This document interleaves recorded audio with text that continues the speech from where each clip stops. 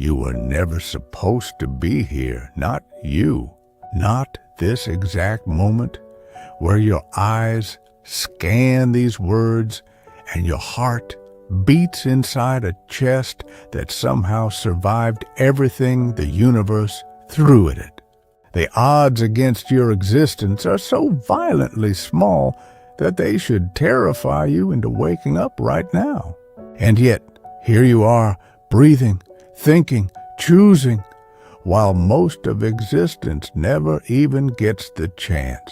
Over 2,500 years ago, beside the sacred river Ganges in ancient India, the Buddha sat with his monks under the open sky and decided it was time to rip the veil off this cosmic miracle. He reached down, scooped up a handful of soil, and held it in his open palm like a man holding the last drop of water on a dying planet. The monks leaned forward, silent, waiting. Their robes stirred in the warm wind that carried the distant sound of the river. One young seeker among them, eyes sharp with the hunger only a man who has tasted emptiness can feel, stared at that small mound of earth as if his entire future depended on it, because it did. The Buddha's voice cut through the air, calm but merciless. "What is greater?" he asked. "The soil in my hand, or the soil across this entire earth?" The monks answered without hesitation. "The earth, Master." "Of course." A faint smile touched the Buddha's lips, but it wasn't gentle. It was the smile of a man who knows he is about to drop a thunderbolt. "The beings who are reborn as humans," he said, "are as rare as the soil in my hand. Those who are not are as vast as the earth itself." The words landed like stones in still water. The young monk felt them sink into his chest, heavy, cold, undeniable. He had spent years chasing wisdom, sitting through long nights of meditation, yet this single image made every previous effort feel like a child playing in the dirt. Human life wasn't just rare, it was statistically impossible. And still, here he was. Here you are, living inside that impossibility. But the monks were not satisfied with numbers. They were men of flesh and fire, not philosophers floating above the ground. They wanted to feel the truth in their bones, to have it burn away every excuse they had ever whispered to themselves about wasting another day. The young seeker spoke first, his voice low and urgent. "Master, we understand with the mind, but how do we grasp it with the heart? How rare is a human life, really? Make us see it so clearly that we can never unsee it again." The Buddha paused. The river kept flowing behind him, indifferent, eternal. He looked at each face before him, men who had left families, comfort and certainty to sit at his feet, and something shifted in his eyes. He would give them an image so vast, so brutal, that it would haunt their dreams and wake them at dawn with the same question you should be asking yourself right now. What the hell are you doing with this one impossible life? Imagine, the Buddha began, his voice dropping into a tone that made the air feel heavier. A vast ocean so wide it has no shore you can see, so deep that no light has ever reached the bottom. An ocean of darkness and silence that stretches across all of time. The monks closed their eyes. They could almost taste the salt on their tongues. The young seeker pictured it perfectly. Black water rolling under an endless night sky, waves moving like the breath of something ancient and uncaring. In that ocean lives a single blind turtle, the Buddha continued. This turtle surfaces only once every 100 years. She rises slowly from the crushing dark, breaks the surface for one single breath, then sinks again into the abyss. That is her entire rhythm. Once in a century, one desperate gulp of air. The monks sat motionless. The young seeker's hands tightened around his knees. He felt the weight of those 100-year intervals pressing down on his own fleeting days. The Buddha let the silence stretch, letting the image settle like sediment in their souls. Then he went further. Floating on the surface of that same endless ocean is a wooden yoke, a single ring of wood, drifting wherever the winds and currents decide to take it.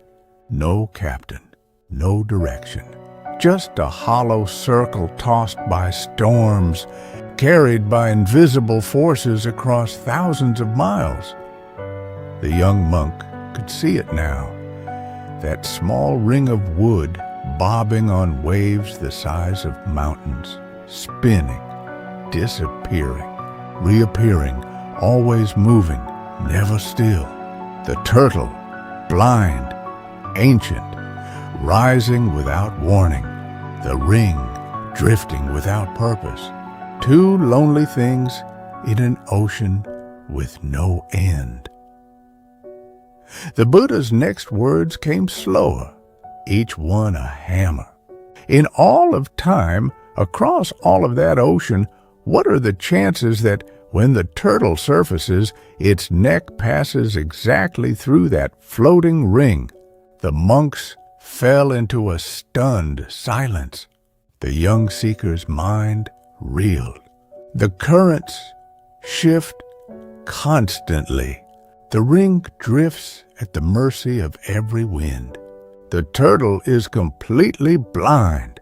One breath, 100 years, one ocean that could swallow galaxies. The probability was not small. It was almost non-existent. It was the kind of chance that makes a man laugh and then immediately stop laughing because the truth is too sharp to bear. Yet the Buddha was not finished. He leaned forward, eyes burning with the fire of absolute clarity, and delivered the final blow that would change the way the young monk and every man who has ever heard this story would spend the rest of his days.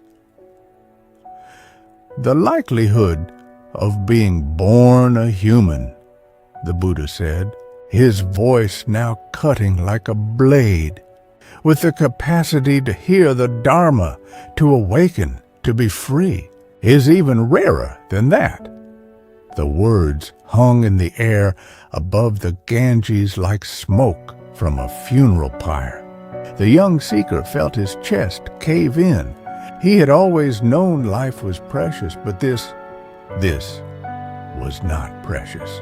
This was obscene. This was a miracle so outrageous that calling it luck felt like an insult to the cosmos. Every human life is not a coincidence. It is a miracle, folded inside a miracle, inside another miracle. You surfaced against every current, every storm, every blind chance that could have kept you as dirt, as animal, as nothing. You are here, right now. You can think. You can choose. You can wake up. And the Buddha did not tell this story to make you feel warm and fuzzy inside. He told it so you would never again waste the one breath you have been given. The young monk opened his eyes. The river still flowed, but everything had changed. The handful of soil the Buddha still held in his palm suddenly looked like the most valuable thing in existence. The master let the soil slip slowly through his fingers, each grain falling back to the earth like tiny lives returning to the vastness. "The turtle will surface again in 100 years, he said quietly. "But you are here right now." The young seeker felt the terror rise, not the cheap fear of death, but the sacred terror of realizing you are squandering the rarest gift the universe has ever handed out. How many days had he already thrown away chasing shadows? How many mornings had he woken up and immediately handed his attention to worries, distractions, and habits that do not matter? The same questions should be ripping through you at this exact second. You are hanging in that ocean right now. The blind turtle has surfaced. Your neck is through the yoke. This is it. This day, this hour, this breath. The currents are already pulling you back under. Every second you spend scrolling, complaining, postponing, pretending you have unlimited time, you are betraying the miracle that fought through impossible odds just to let you exist. The Buddha did not give this teaching to comfort monks in a monastery. He gave it to wake warriors, to wake men who still have blood in their veins and fire in their chests. You surfaced against all odds in all of time, in all of this vast ocean of existence. You are here. You can think. You can choose. You can awaken. So look at your life with merciless honesty. The meetings you dread, the conversations you fake, the goals you keep delaying because tomorrow feels safe, the distractions you call rest, the anger you nurse like it's precious, the fear you bow to like it's truth.